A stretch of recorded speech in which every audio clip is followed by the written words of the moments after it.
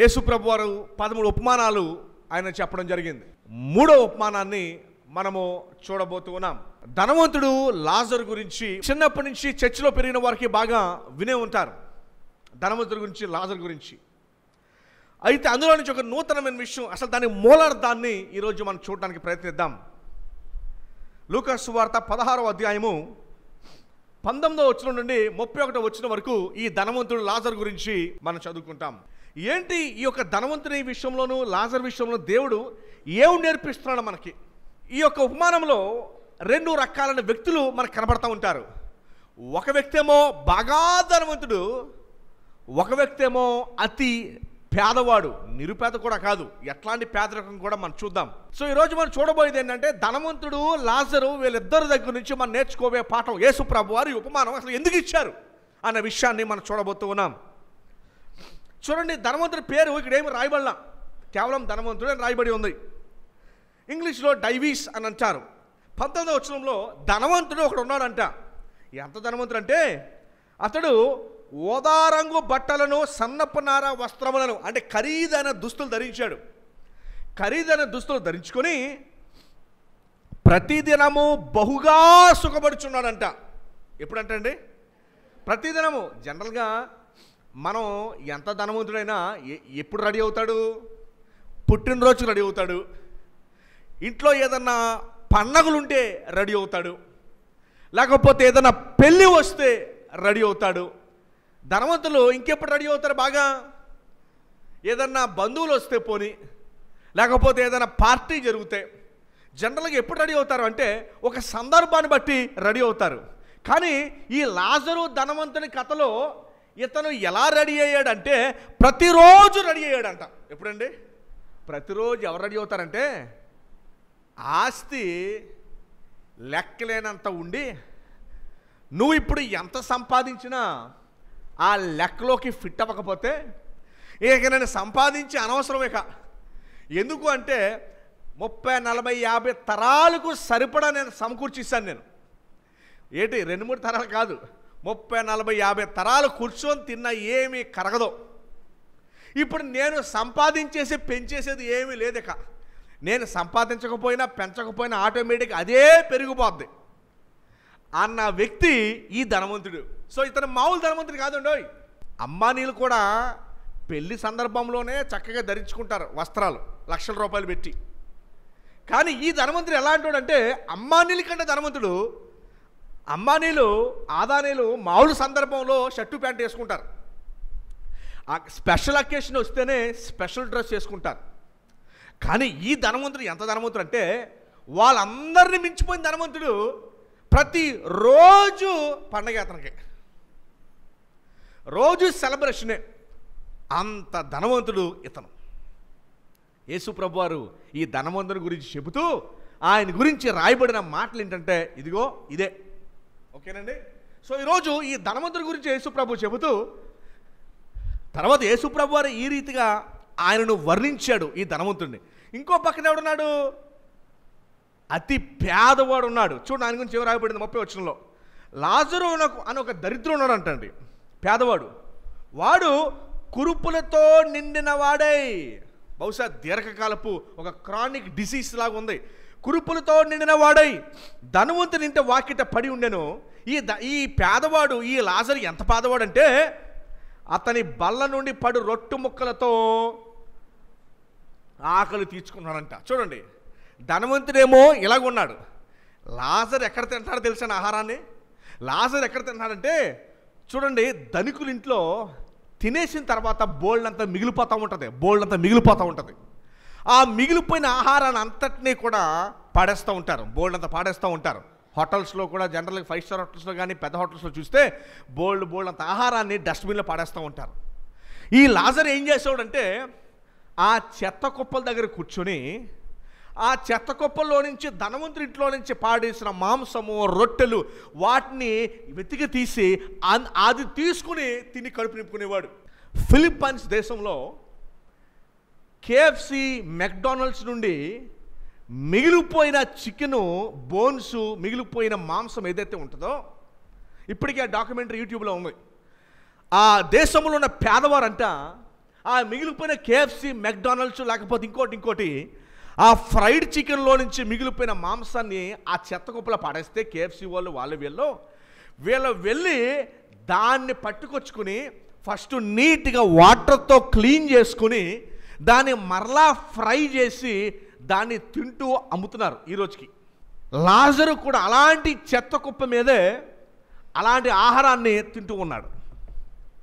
ఒకవైపేమో బాగా ధనవంతుడు, ఒకవైపేమో ఎంత పేదవాడంటే చెత్త కుప్పలో పడిన దానిలో నుంచి తింటున్నాడు. అది లాజరు. ఓకేనండి. ఇప్పుడు యేసుప్రభు వారు వీళ్ళిద్దరిని వాడుకొని మనకి ఏమి నేర్పించబోతున్నారో చూద్దాం. అంత మాత్రమే కాదు, ఆ లాజర్కి ఎలాంటి జబ్బు ఉందంటే అంతేకాదంట, కుక్కలు వచ్చి వాని కురుపులు అవుతున్నాయంట. ఏమొచ్చి అవుతున్నాయి? మిడిల్ ఈస్టర్న్ కంట్రీస్లో, ఇస్రాయెల్ దేశం ప్రాంతంలో ఎవరో పెద్దగా కుక్కలు పెంచుకోరు. అమెరికా, ఐరోపా ఖండంలో కుక్కలు పెంచుకుంటారు. మన దేశంలో కూడా కొద్ది గొప్ప పెంచుకుంటారు. కానీ మిడిల్ ఈస్ట్ ప్రాంతం, ఇస్రాయెల్ ఆ టైంలో కుక్కల్ని చాలా మురికి జంతువులుగా చూసేవారు. అలాంటిది ఆ కుక్కలు వచ్చి ఈ లాజరు యొక్క గాయాలని, పుండులని నాకుతుంది. జనరల్గా కుక్కలు ఎందుకు పుండులు నాకుతాయంటే గాయాన్ని మాన్పడానికి, వాటి యొక్క సలైవ ఉమ్ములో గాయాన్ని మాన్పేది ఉంటుంది. ఒక్కోసారి చూడండి, మనకు దెబ్బ కొంతమంది ఇద్దరు పాత రోజుల్లో మందులు అయినప్పుడు ఉమ్ము రాసుకున్నారు. అలాగా మీకు గుర్తుందో లేదో. ఈ కుక్క వచ్చి సైలెంట్ ట్రీట్మెంట్ ఇస్తూ ఉంది ఎవరికి? అందుకని ఏం రాయబడి ఉందంటే ఆ కుక్కలో వచ్చి వాని కురుపులు అవుతున్నాయంట దెబ్బ తగ్గితకి. మీకు లాజరు సిచ్యువేషన్ అర్థం చేసుకోండి. 22 వచనం. ఒకరోజు, ఇది ఇంపార్టెంట్ మాట, ఒకరోజు వచ్చింది. ఏంటన్నమాట? వన్ డే, ఒక రోజు వచ్చింది. ఇది చాలా ఇంపార్టెంట్ మాట ఇది. ఎందుకంటే చాలామంది భూమి మీద ఎలా బ్రతుకుతున్నారంటే ఒక రోజు వస్తుంది, ఆ రోజు దేవుడి ముందు మనం నిలబడాలి అనే ఆలోచన లేకుండా జీవిస్తారంట ఈ భూమి మీద. ఎంతలా జీవిస్తారో కూడా మనం చూద్దాం. ఈరోజు ఇంపార్టెంట్ పాయింట్ ఏంటంటే ఒక రోజు వస్తుంది, మనం ఎవరం కూడా ఇక శాశ్వతం కాదు. 60 బలం ఉంటే 80 సంవత్సరాలని బైబిల్ చెప్తూ ఉంది. ఇప్పుడు అది కూడా లేదు, మనలో బలం ఎవరికి లేదు. అందుకని 70-72 దాటేసరికి ఎంతకాలం బతికాడంటే 70 బాగానే బతికాడంటే 70 అయితేనే అంటున్నారు. ఓకేనండి. ఒకప్పుడు 80 ఉండేది, ఇప్పుడు 70కి వచ్చేసిన బలం లేదు కాబట్టి ఆ 70 ఏళ్ళ జాయిగా 60కి వచ్చేస్తుంది. ఏమండి గమనించండి. ఇద్దరు కూడా ఒకరోజు చనిపోయారు. ఈ మాట చాలా ముఖ్యం. ఒకరోజు వస్తుంది, ఆ రోజు మనము మన సృష్టికర్త ముందు నిలబడి సమాధానం చెప్పాల్సిన రోజు వస్తుంది. అయితే ఆ రోజు వీళ్ళిద్దరికీ కూడా వచ్చింది. ప్రాబ్లం ఏంటో తెలుసా? మన ఊరిలో, మన సమాజంలో ఒక రోజు వస్తుంది అని ఆలోచన లేకుండా అందరూ బతుకుతున్నారు. ఇదే డేంజర్ సిచ్యువేషన్. అపాయకరమైన పరిస్థితి ఏంటంటే మన ఊరిలో ఉన్నది ఒక రోజు వస్తుంది అనే ఆలోచన లేకుండా బ్రతుకుతున్నారు మన ఊరిలో అందరూ కూడా. దేవుడు ఈరోజు ఈ ఉపమానం ద్వారా మనందరికి నేర్పించే పాఠం ఏంటో తెలుసా? ఒక రోజు వస్తుంది. అది దూరంగా ఏమీ లేదు, ఆ రోజు దూరంగానే ఏమీ లేదు. ఏమండి? ఒక రోజు వస్తుంది. 22 వచనం. ఆ దరిద్రుడు చనిపోయి, ధనవంతుడు కూడా చనిపోయాడు, కానీ ఆ దరిద్రుడు అంట దేవదూతల చేత ఎంతో భద్రంగా, ఈ దరిద్రుడు లాజరు చనిపోయాక ఎక్కడా కూడా సమాధి చేయబడ్డాడని, పాతి పెట్టబడ్డాడని లేదు. బహుశా అతనికి ఎవరు లేరు కాబట్టి ఏ మున్సిపాలిటీ వాళ్ళు వచ్చి తీసుకెళ్ళిపోయి ఉంటారు. ఎవరిని? లాజర్ని. మున్సిపాలిటీ వచ్చి చెత్తలో తనను కూడా ప్యాకింగ్ చేసుకుని తీసుకెళ్ళిపోయారు. అందుకని అతను పాతి పెట్టబడలా. కానీ చనిపోయి ఆ దరిద్రునంట దేవదూతలు వచ్చి ఎంతో జాగ్రత్తగా అతన్ని ఇలా పట్టుకొని ఎక్కడ తీసుకెళ్లారంటే ఆ ధనవంతుడి దగ్గర కాదు, కానీ చనిపోయి ఎక్కడ తీసుకెళ్లారంటే ఆ దరిద్రుడు చనిపోయి దేవదూతల చేత అబ్రహాము రొమ్మున ఆనుకున్నటకు తీసుకెళ్ళిపోయారు. ఎక్కడికి వెళ్ళిపోయాడండి? అబ్రహాం దగ్గరికి తీసుకెళ్ళిపోయారు. తీసుకెళ్ళిపోగానే ఆ ధనవంతుడు కూడా చనిపోయి పాతి పెట్టబడ్డాడంట. సో ఈ స్టోరీ మీకు బాగా తెలుసు. ఆ లాజరేమో అబ్రహాం కుడి పార్శ్వంలో కూర్చున్నాడు. ఈ ధనవంతుడు తీసుకెళ్ళిపోయి, ధనవంతుడు ఎక్కడికి వెళ్ళిపోయాడు చూడండి ఒకసారి.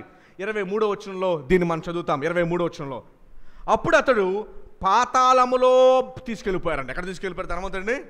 పాతాళంలో తీసుకెళ్ళిపోయి 23వ వచనంలో, అప్పుడు ఆ పాతాళంలో బాధపడుచు కన్నులెత్తి దూరం నుండి అబ్రహామును అతని రొమ్మును ఆనుకొని ఉన్న లాజర్ని చూశాడంట.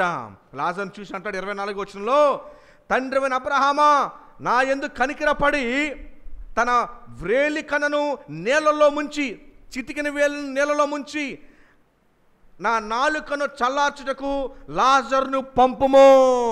ఏమని బతిమాలుతున్నాడండి? నా మీద కనికరం చూపు. లాజరు చనిపోయేమో అబ్రహాం దగ్గర ఉన్నాడు, ధనవంతుడు చనిపోయేమో నరకానికి వెళ్ళిపోయాడు. నరకానికి వెళ్ళిపోయిన తర్వాత ఏమని ప్రార్థన చేస్తున్నాడు? అబ్రహామా ఏమని పిలిచాడంటే తండ్రి అని పిలిచాడు. తండ్రి అయిన అబ్రహామా, బహుశా ఇతను కూడా యూదుడు అయి ఉంటాడు, అందుకని తండ్రి అయిన అబ్రహాం అని పిలిచాడు. తండ్రి అయిన అబ్రహాంని పిలిచి ఏమడిగాడంటే ఇదిగో ఆ లాజర్ని పంపు అని అడిగాడు. ఇందులో 2 విషయాలు మనం గమనించాలి. ఫస్ట్ ఆఫ్ ఆల్ ఈ లాజర్కి ఏమున్నాయి? కురుపులు ఉన్నాయి. ఈ లాజరు మంచినీళ్ళు తీసుకొస్తే ధనవంతుడు తాగుతాడా? బ్రతకుండగా తాగి ఉండేవాడా? తాగుతాడన్నారా? చిచ్చి నువ్వు దూరంగా, నువ్వు ఇంట్లోకే రాకూడదు, నాకేంటి నువ్వు మంచినీళ్ళు తీసుకొస్తావు నువ్వు? ఆ ధనవంతుడు ఏమడిగాడంటే ఆ లాజర్నే, అది కూడా గ్లాసులో అడగల మంచినీళ్ళు. మీలో ఎవరైనా చిటికి నీళ్ళ నుంచి ముంచుకొని తాగుతారు అలాగా? ధనవంతుడు ఏమడిగాడంటే లాజర్ని పంపు, నాకు మంచినీళ్ళు ఇవ్వమను, కానీ ఎలా నీళ్ళు ఇవ్వాలంటే నా బ్రతుకు, నా పరిస్థితి ఎలా ఉందంటే 24 వచనంలో, నా యందు కనికరపడు, కనీసము చిటికిన వేల్లో ముంచి నా నాలుకని చల్లార్చని దయచేసి లాజరును పంపు అన్నాడు. లాజరు ఇంకా తన పనుడు అనుకుంటున్నాడు. లాజరు పనుడు కాదు. లాజరు ఇప్పుడు ఎక్కడున్నాడో తెలుసా? అబ్రహాం యొక్క కుడి పార్శ్వమున ఉన్నాడు. ఇంకా పనుడు అనుకుంటున్నాడు. ఇక రోజు ఇంటి ముందు చూసేవాడు కదా, తన విశ్లేషణవి తింటున్నాడు కదా అనుకున్నాడు. ఇంకా పనుడు అనుకున్నాడు, కానీ అతను పనుడు కాదు. అతను చనిపోయి అబ్రహాం యొక్క కుడి పార్శ్వమున కూర్చుని ఉన్నాడు. ఇతను బాధతో అన్నాడు, అబ్రహామా నా తండ్రి, ఒక్కసారి అతను పంపి చల్లార్చడానికి, నా నాలుక చల్లార్చడానికి ఒక్క చిటికిన వెళుతూ ఒక్క చొక్క అడిగాడు. ఓ భక్తుడు అంటాడు, నరకంలో యాతన ఎంత దారుణంగా ఉంటుందంట. ఎంత దారుణం అంటే ఒక్క నిమిషం ఉపశమనం కోసం ఇక్కడున్న ఆస్తిని అంతటిని కూడా రాసి ఇచ్చేయడానికి సిద్ధపడిపోతారంట. నరకాగ్ని గుండంలో ఒక్క నిమిషం ఉపశమనం కోసం భూలోకంలో ఉన్న ఆస్తిని అంతటినీ కూడా ఇచ్చడానికి సిద్ధపడతారంట. అంత వేదనగా ఉంటుందంట ఈ నరకం. యేసు ప్రభు ఈ ఉపమానం చెప్పడానికి గల కారణం ఏంటంటే, ఇదిగోండి మీరు దీపం ఉండగానే, మీరు ఇంకా సజీవులుగా ఉండగానే రక్షణ పొందండి అని చెప్పటానికి దేవుడిచ్చిన మెసేజ్ ఏంటంటే, ఇదిగో ఈ నరకం ఎంత వేదనకరంగా ఉంటుందంటే ఒక్క నిమిషం ఉపశమనం కొరకంట ఇక్కడున్న ఆస్తులు అంతటిని కూడా ఇచ్చేస్తారంట. అంత దారుణంగా ఉంటుందంట అక్కడ. అందుకనే ధనవంతుడు అడుగుతున్నాడు, ఏమని అడుక్కుంటున్నాడంటే 24 వచనంలో, నా యందు కనికరపడు. వాస్తవానికి ఈ యొక్క ఉపమానము లాజరు అడుక్కునే వ్యక్తిగా చూపిస్తూ ధనవంతుడు అడుక్కునే స్థితికి వచ్చేసాడు. ఫస్ట్ ఏమో లాజరు బెగ్గింగ్ చేస్తున్నాడు. ఈ ఉపమానము మధ్యకు వచ్చేసరికి ఈ ధనవంతుడు బెగ్గింగ్ చేస్తున్నట్టుగా మనం చూస్తూ ఉన్నాము. ఈ ధనవంతుడు అడుక్కుంటున్నాడు, అబ్రహామా నా ఎందుకు కనికరం చూపించు, నువ్వు దయచేసి లాజర్ను పంపించని అడిగాడు. ఎవరిని పంపించాలంట? లాజర్ను పంపించాలంట. అబ్రహాం ఏం సమాధానం ఇచ్చాడు చూడండి 25వ వచనంలో. అందుకు అబ్రహాము, కుమారుడా, ఎవరిని పిలిచాడండి?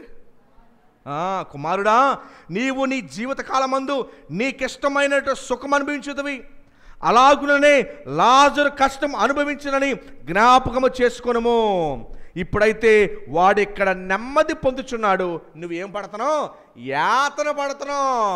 కుమారుడా, సిచ్యువేషన్ తారుమారైపోయింది కదా, మై సన్, సిచ్యువేషన్ రివర్స్ అయిపోయింది కదా. ఒకప్పుడు నువ్వు ప్రతిరోజు బహుగా సుఖపడుతూ ఉండేవాడివి, కానీ నువ్వు చేసిన తప్పేంటో తెలుసా? ఒకరోజు వస్తుంది అని ఆలోచన లేదు నీకు. వన్ డే విల్ కమ్, ఒకరోజు వస్తుంది, మీరు సమాధానం చెప్పాలి. ఈరోజు ప్రస్తుతము మన ఊరిలో, మన రాష్ట్రంలో ఉన్న సమస్య ఏంటో తెలుసా? ఒకరోజు వస్తుంది అని ఆలోచన లేదు. అని ఆలోచన లేకుండా, భయం లేకుండా జీవిస్తూ ఉన్నారు. నచ్చినట్టు జీవిస్తున్నారు, సుఖపడుతున్నారు, ఇష్టం వచ్చినట్టు మాట్లాడుతున్నారు, ఇష్టం వచ్చిన ప్రదేశాలకి వెళ్తున్నారు, ఇష్టం వచ్చినట్టు చేస్తున్నారు. ఏది కావాలంటే అడ్డు అదుపు లేకుండా చేస్తున్నారు.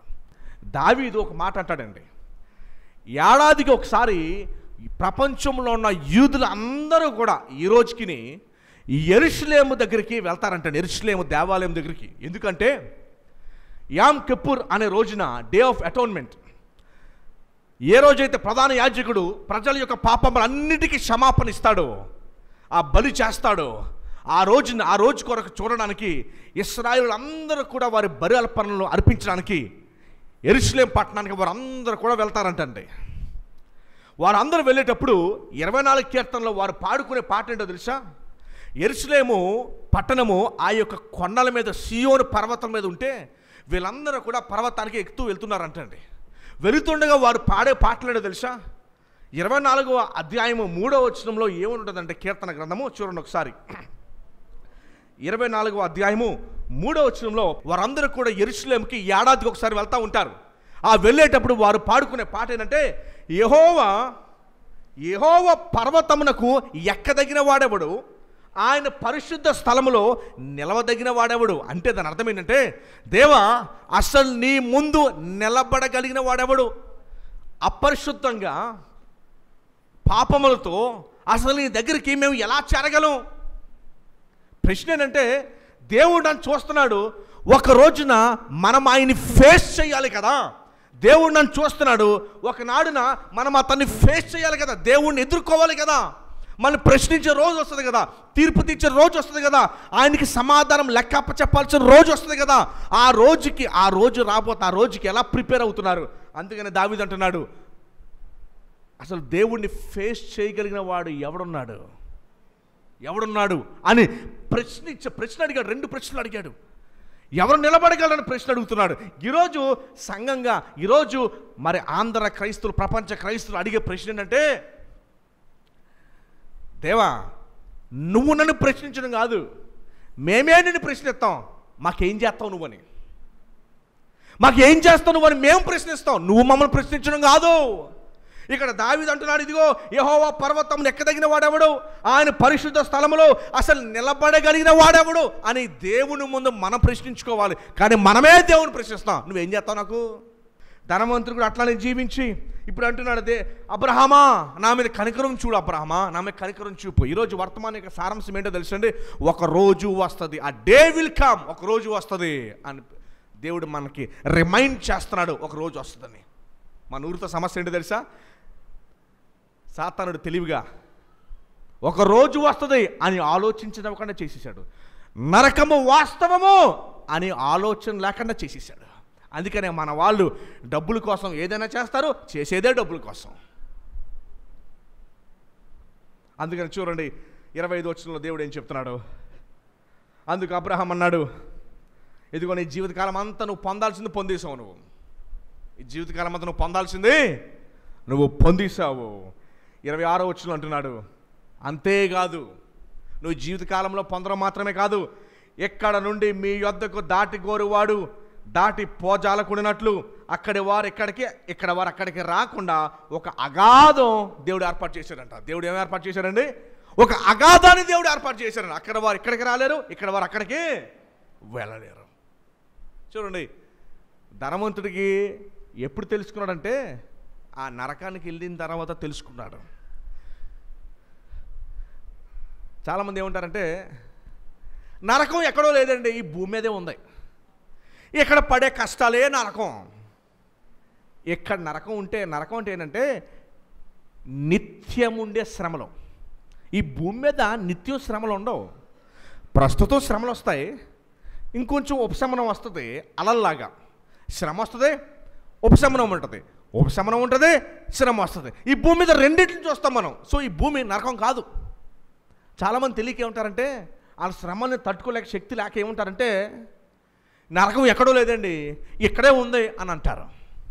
సారీ, ఇది భూలోకం, ఇది నరకం కాదు. ఇది ఇక్కడ స్వర్గం లేదు, పరలోకం లేదు, ఇది భూలోకం. ఇది పరలోకం దేవుడు పెట్టాడు, అలానే నరకాన్ని కూడా దేవుడు పెట్టాడు. ఆ రెండు పూర్తి వాస్తవాలు. ప్రభు చెప్పాడు, 2 మార్గాలు ఉన్నాయి, నువ్వు దేవుని దగ్గరక, నిత్య నరకాగ్ని గుండానక, ఎక్కడికనేది. చూడండి 26వ వచనంలో ఏమంటున్నాడు ఆయన, పెద్ద అగాధం ఉంది, నీకు మంచి నీళ్ళు ఇవ్వటానికి అగాధం ఉంది, ఆ అగాధాన్ని ఎవరు కూడా ముయ్యలేరు, ఆ అగాధానికి బ్రిడ్జ్ చేయలేం. 2 ఊర్ల మధ్య పడవలు నడిస్తే బ్రిడ్జ్ చేయమని అడుగుతారు, ఇక్కడ బ్రిడ్జ్ చేయడానికి కుదరదు. 2 ఊర్ల మధ్య ప్రపంచంలో ఉన్న ఏ మెటీరియల్తో కూడా బ్రిడ్జ్ చేయలేము. ఇది అగాధం ఉంది, అక్కడ వారు ఎక్కడికి రాలేరు, ఇక్కడ వారు అక్కడికి.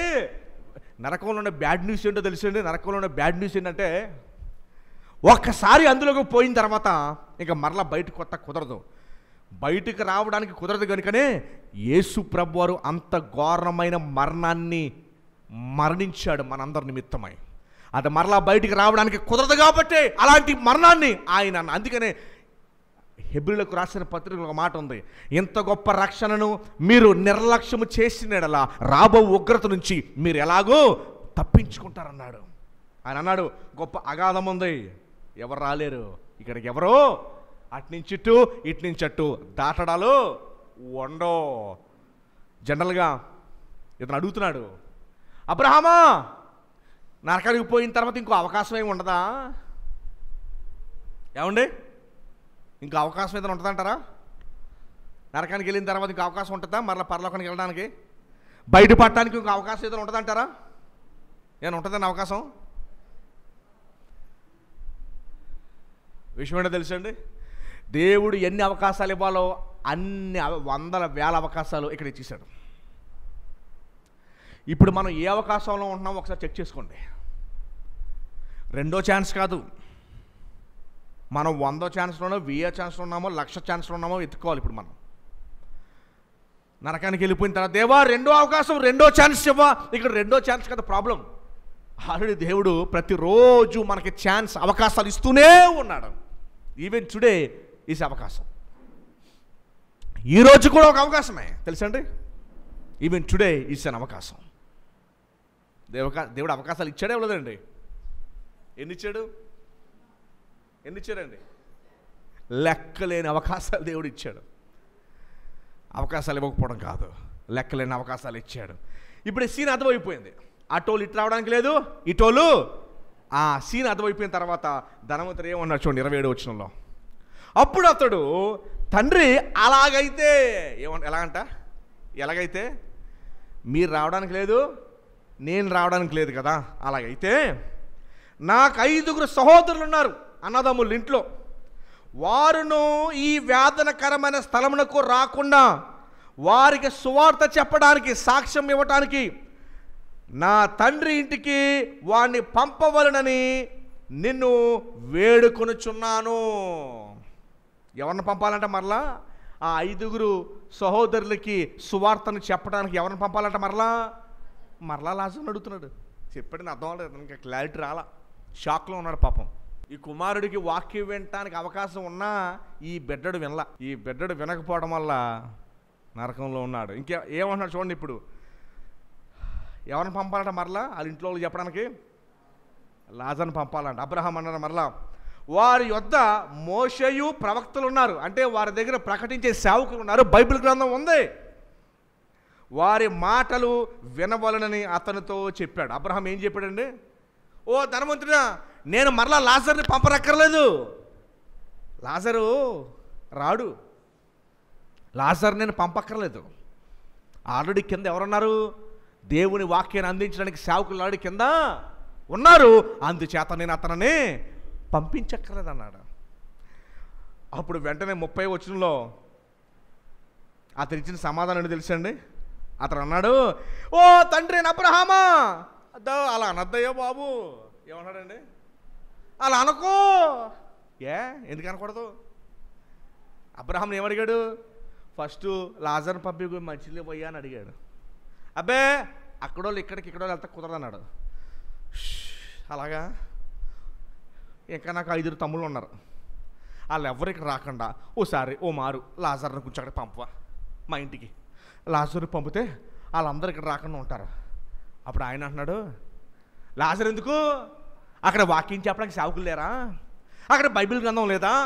సేవకులు ఉన్నారు కదా, నీ 5 తమ్ముడు వాళ్ళు మాట వింటారులే అన్నాడు. ఎవరు? అబ్రహాము. దానికి ఈయనేమన్నాడు? అయ్యి బాబోయ్ ఎన్నిసార్లు చెప్పాలి నీకు? అబ్రహాము వాళ్ళ మాట వినరు. వింటున్నారు? ఇప్పుడు వింటున్నారండి? మందిరానికి రమ్మంటే వింటున్నారా? ఖాళీ చేసుకుని వస్తానంట. అయ్యగారు ఈరోజు పన్ను ఉందండి, వచ్చేవారం వచ్చేస్తాను అయ్యగారు, వచ్చేవారం. నువ్వు పలికిన ప్రతి వ్యర్థమైన మాటకి నువ్వు లెక్క అప్పచెప్పాలి, బైబిల్ చెప్తుంది. దయచేసి గమనించండి.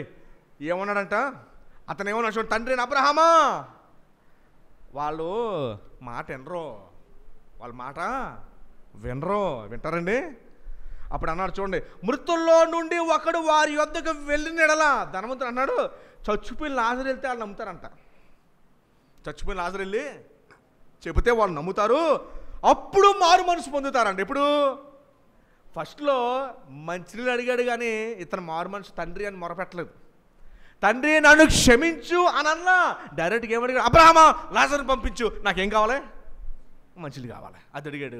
కానీ ఏళ్ళ దగ్గరికి వచ్చేసరికి ఏమడిగాడంటే, అబ్రహామా ఒక్కసారి వాళ్ళ దగ్గరికి వెళ్ళు, లాజరుని పంపించు ఒకసారి, వాళ్ళని మారుమనసు పొందితే ఇంకో నేను పడుతున్న వేదనకరమైన ప్లేస్లోకి వాళ్ళు రాకుండా ఉంటారు, దయచేసి ప్లీజ్ ఒక్కసారి వాళ్ళు పంపంటే. అబ్బే లాజర్ వెళ్తా కుదరదు. అయినా వాళ్ళకి బైబిల్ చెప్పేవాళ్ళు బోల్డ్ మంది ఉన్నారు. వాళ్ళ మాట నేను విన్నానా, నేను వెనకే ఇక్కడ తగలడ్డాను. నేను వాళ్ళు నాకంటే గవర్నమెంట్ మనుషులు వాళ్ళు, నేనే కొద్ది గొప్ప వాళ్ళ దాంట్లో లాజర్ కనీసం పాడేసి అని ఇచ్చేవాడిని నేను. వాళ్ళు అది కూడా ఎవరు, వాళ్ళు కుక్కలకి వేస్తారు, వాళ్ళు దుర్మార్గులు, వాళ్ళు ఇంకేం మాట వింటారు. అందుకని చచ్చిపోయిన లాజర్ని ఒకసారి పంపితే ఆ లాజర్ చెప్తాడు, ఇదిగో మీ అన్నయ్య అక్కడ ఉన్నాడని. అప్పుడని నమ్ముతారంటే అబ్రహాం అన్నాడు, ఎవడు చెప్పాడు వాళ్ళు నమ్ముతారని. మోషేయు ప్రవక్తలు చెప్పిన మాటలు వారు వినని ఎడల మృతుల్లో నుండి ఒకడు లేచినని వారితో చెప్పినా కూడా నమ్మరంట. లాజర్ నిజంగా చచ్చిపోయినాడు, తిరిగి లేచి వెళ్ళి దేవుడు పంపినా కూడా నమ్మరంట. ఎందుకు తెలుసా? చెవి కలిగిన వాడు వినుగాక అంటే చెవి చాలామందికి వినే హృదయమో నమ్మరంట. అందుకని మన విశ్వాసం ఏంటో తెలుసండి, చూచుట వలన విశ్వాసం కాదు మంది, వినుటం వలన విశ్వాసం. సత్యాన్ని వినటం వలన. ఏదో చూస్తే కదా. ఈరోజు చాలామంది క్రైస్తవులు విశ్వాసాన్ని దేని బట్టి కట్టుకున్నారో తెలుసా? వారి విశ్వాస జీవితాన్ని దేని బట్టి కట్టుకున్నారంటే, దేవుడు నాకు ఇది చేస్తే, ఇది నాకు ఇస్తే, అది నాకు జరిగితే అప్పుడు అంట బాప్తిసం తీసుకునేది. అవసరం లేదు దేవుడికి. సేవకులకు అవసరమేమో కానీ దేవుడికి అయితే అవసరం లేదు. సేవకునికి అవసరమేమో సంఖ్య పెంచుకుంటాక, కానీ దేవుడికి అవసరంలా. మనకి దేవుడు అవసరం, ఆయనకి మనకు అవసరంలా. అది గుర్తుపెట్టుకోవాలి. ఇదిగో లాజరు వెళ్ళడు. వాక్యం ఎవరు చెప్తారు? అక్కడ బోధకులు ఉన్నారు, ఆ బోధకులే చెప్తారు. ఈయన అన్నాడు, ఆ బోధకుల మాట అయితే మా వాళ్ళు ఎవరో వినరు. సో చివరికి ఆ బోధకులు మాట వినరు కనుక ఆ 5 తమ్ముళ్ళు కూడా వీడితో పాటే వచ్చేస్తారు. అది స్టోరీ. అయితే పాయింట్ ఏంటంటే, ఒకరోజు వస్తుందని జ్ఞాపకం పెట్టుకోవాలి. అది ఎప్పుడో మనకు తెలియదు, దేవుడు దాన్ని సీక్రెట్గా పెట్టాడు. కానీ ఒక రోజు వస్తుందని మాత్రము జ్ఞాపకం పెట్టుకోవాలి. ఆ రోజు త్వరలో ఉందో ఎప్పుడుందో ఎప్పుడుందో ఎవరికి తెలియదు. ఏమండి? ఎవరికి తెలియదు. చాలాసార్లు మనం వింటూ ఉంటాం, కారు నడుపుతుండగా నిద్రలో ఉండగానే యాక్సిడెంట్ చేసి స్పాట్ డెడ్. కారు నడుపుతుండగా నిద్రలో ఉండే ఏదన్నా వాటర్లోకి పడిపోయి స్పాట్ డెడ్, నిద్రలోనే చనిపోవటం. జిమ్లో ఎక్సర్సైజ్ చేస్తూ చనిపోవటం, బండి నడుపుతూ వచ్చి గుద్దేసి యాక్సిడెంట్. చక్కగా ఫోన్ మాట్లాడుకుంటూ వెళ్తాడంట, వెనకాల వచ్చేసి గుద్దేగానే పడగానే చనిపోయాడు. ఇక్కడే దివాన్ చెరువులో.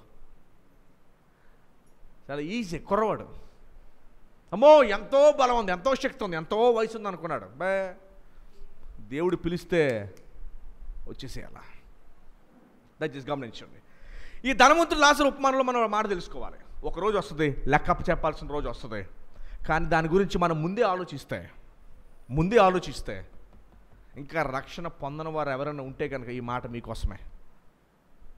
రేపు మంది కాదు. ఇందాక ఒక మాట చెప్పిన జ్ఞాపకం ఉందా? నరకంలో 1 నిమిషం ఉపశమనం పొందడానికంట ఇక్కడున్న ఆస్తి అంతా ఇచ్చేయడానికి సిద్ధపడతామంట. నరకంలో 1 నిమిషం ఉపశమనం పొందడానికి. అంటే అది ఎంత వేదనకరమైన ప్లేసో ఒకసారి ఆలోచించండి. మాటలతో చెప్పలేము, అది ఊహకు కూడా అందదు. ఎందుకంటే ఇప్పుడు చూడలేదు కదా. చదివిన దాన్ని బట్టి అర్థం చేసుకోవచ్చు.